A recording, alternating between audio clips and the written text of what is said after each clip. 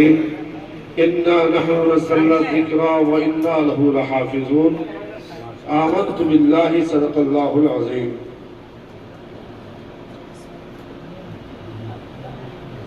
ابھی آپ سب نے بچوں سے بڑے اچھے انداز میں نعت پاک سماعت کیا۔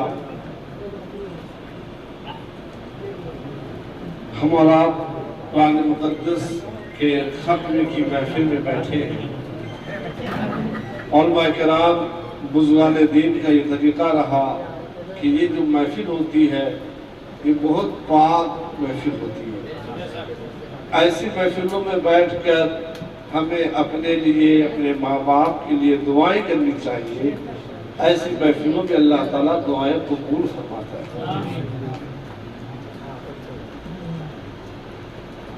آئیے ہم اور آپ کو سننے اور سنانے سے قبل اپنے نبی کی پاک بارگاہ میں ہدیہ درود پیش کریں۔ پڑھیں اللہم صلی علی سیدنا مولانا محمد وآلہ وسلم صلی علیہ وسلم علیہ یا رسول اللہ صلی اللہ علیہ وسلم۔ ہم مبارکباد پیش کرتے ہیں جناب حضرت مولانا حافظ قاری محمد صفوت اللہ صاحب کو کہ وہ تقریباً 5 سالوں سے اسی جگہ پہ یعنی سردار بھائی کے کارخانے میں قرآن مقدس سنا رہے ہیں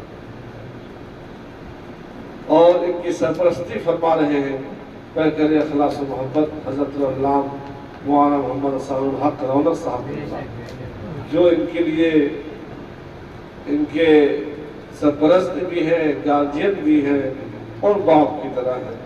اللہ تعالی حضرت کے علم و عمل میں خوب خوب برکت عطا فرمائے اور ان کا دسترخوان اور کشادہ فرمائے۔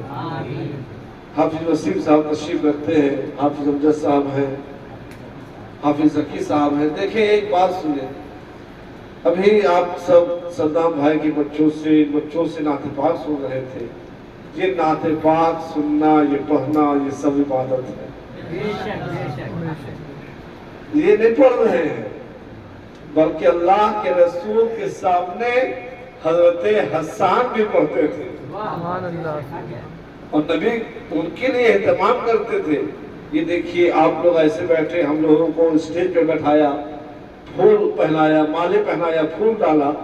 یہ اہتمام اللہ کے رسول بھی کرتے تھے کہ جب حضرت حسان سے نعت سننی ہوتی تو خود سامنے بیٹھتے اور حسان کو منبر پہ بیٹھاتے اور چادر بچھاتے اور کہتے حسان نعت پڑھو، اور پھر حضرت حسان نعت پڑھتے تو کیا کہتے؟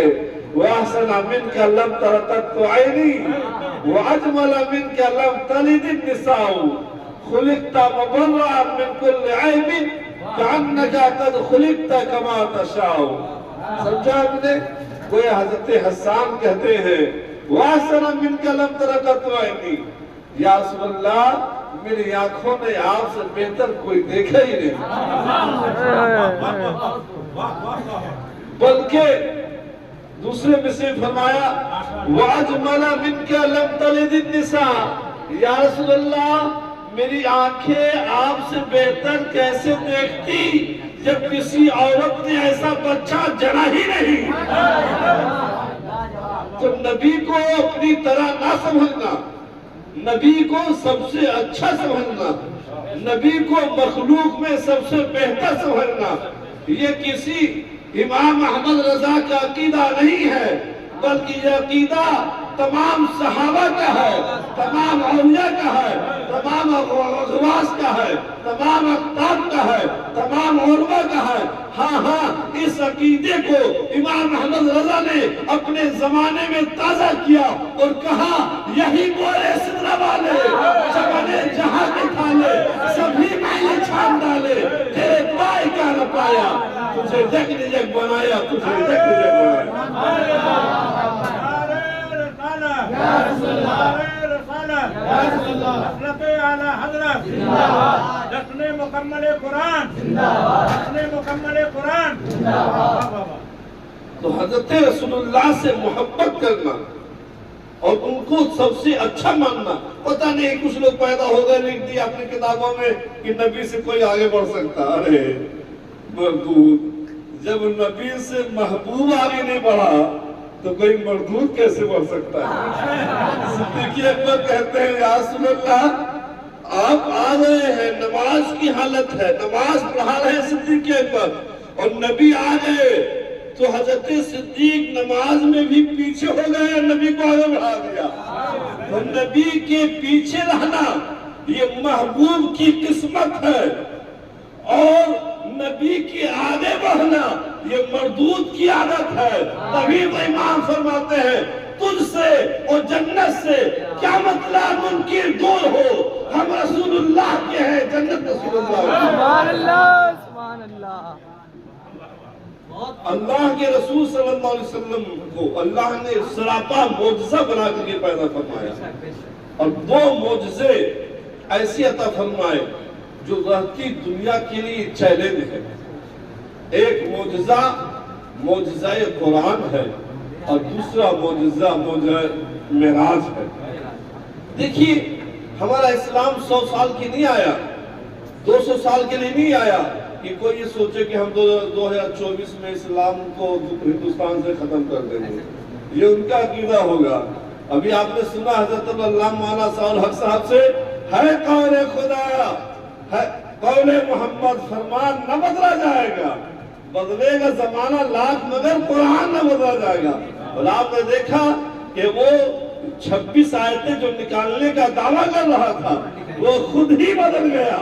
یہ اسلام کا مزاج ہے، جو اسلام نمرود کی حکومت سے نہیں مٹا، جو اسلام فرعون کی طاقت سے نہیں مٹا، جو اسلام شداد کی دولت سے نہیں مٹا، جو اسلام حامان سے نہیں مٹا، جو اسلام بڑے بڑے ظالم و جابر سے نہیں مٹا، وہ اسلام آج کے بھی کسی حاکم سے نہیں مٹ سکتا۔ اسلام تیرے نبضے میں، اسلام ہمارا مکمل ہے، مذہب ہے۔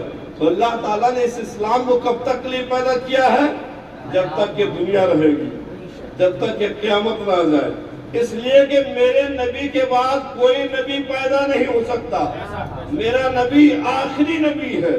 اور قرآن سبحان اللہ، ایک دن حضرت عمر کو توراۃ کے کچھ اوراق مل گئے، کچھ پنے، کچھ پیج مل گئے، تو رسول پاک صلی اللہ علیہ وسلم کے سامنے حضرت عمر اس کو پڑھنے لگے۔ تو جیسے جیسے ورق الٹتا تھا رسول اللہ صلی اللہ علیہ وسلم کا چہرہ بھی بدل رہا تھا، پیلا ہو رہا تھا، زرد ہو رہا تھا، گویا جلال میں آ رہے تھے۔ ابو بکر موجود تھے۔ حضرت ابو بکر نے کہا عمر دیکھو، نبی کی جانب دیکھو۔ حضرت عمر نے جب نبی کی جانب دیکھا تو توراۃ کے پنے کو بند کر دیا کہ حضور آپ پہ میری جانیں قربان ہے، میرے ماں باپ آپ کے قدموں پہ قربان ہو، یا رسول اللہ کیا مانگ رہا ہے؟ نبی فرماتے عمر تو کیا پڑھ رہا تھا؟ تو توراۃ پڑھ رہا تھا۔ سن لے، اگر اس وقت بھی حضرت موسیٰ علیہ السلام تشریف لے آئے تو وہ قرآن کا عالم اور وہ توراۃ کا عامل بن کے پیدا نہیں ہوں گے، بلکہ اگر وہ تشریف بھی لائیں گے تو وہ توراۃ کو ہاتھ میں لے کر کے نہیں آئیں گے، بلکہ قرآن کو سینے میں لے کر کے آئیں گے۔ یہ وہ قرآن ہے جو رہتی دنیا تک رہنا ہے۔ ہم تو مٹ جائیں گے عرض وطن، لیکن اس کو رہنا ہے قیامت کے سحر ہونے تک۔ تو یہ اسلام قرآن یہ قیامت تک کے لیے آیا ہے۔ تو اب دنیا میں کوئی اسلام کو چیلنج نہ کرے۔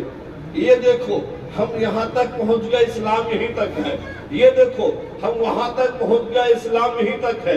اس لیے اسلام کے پیغمبر کو معراج النبی کی شکل میں ایک ایسا معجزہ عطا فرمایا کہ جس معجزے میں مصطفیٰ پیارے کا قدم فرش میں نہیں، عرش میں نہیں، پہلے دوسرے تیسری چوتھی آسمان میں نہیں، بلکہ سدرۃ المنتہا کے آگے لامکہ تک پہنچ گیا کہ دنیا زیادہ سے زیادہ ترقی کرے گی تو خلاؤں میں پرواز کرے گی، دنیا زیادہ سے زیادہ ترقی کرے گی تو مریخ پہ مکان بنانے کی کوشش کرے گی۔ اے مصطفیٰ، آپ کے قدم کو وہاں تک پہنچا دیا گیا ہے جہاں تک دنیا کی سوچ بھی نہیں پہنچ سکتی۔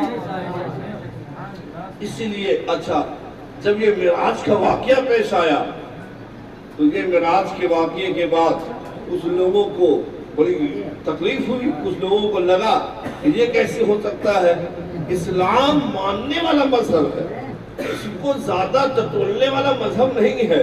کچھ لوگوں نے سوال جواب شروع کر دیا اور حضرت صدیق اکبر کے پاس پہنچے۔ حضرت صدیق اکبر سے کہا، اے ابو بکر بتائیے کیا کوئی آدمی رات کے ایک لمحے میں زمین سے آسمان پہ جا سکتا ہے؟ ابو بکر نے کہا نہیں جا سکتا۔ تو ابو جہل نے کہا، اے ابو بکر یہ تیرے ہی دوست محمد تو کہہ رہے ہیں۔ کہا جب نبی نے کہا ہے تو جا سکتا ہے، جب نبی کہہ رہے ہیں تو جا سکتے ہیں۔ کہ ابو بکر اب تک تو تم بول رہے تھے نہیں جا سکتا۔ کہ ابو جہل سن، وہ ہم تو خدا کو جانتے ہی نہیں تھے، ہمیں کیا معلوم کہ ایک خدا ہے کہ 5 خدا ہے، ہم نے تو خدا کو دیکھا ہی نہیں ہے۔ ہمیں جب خدا ملا ہے مصطفیٰ کے ذریعے تو نبی کے کہنے سے جب ہم نے خدا کو مان لیا ہے تو پھر نبی کے کہنے سے معراج مصطفیٰ کو کیوں نہیں مانے؟ نبی تو اعلی حضرت فرماتے ہیں، اور کوئی غائب کیا تم سے نیہا والا جب نہ خدا ہی چھپا تم میں کروڑوں لوگ۔ تو ایک قرآن معراج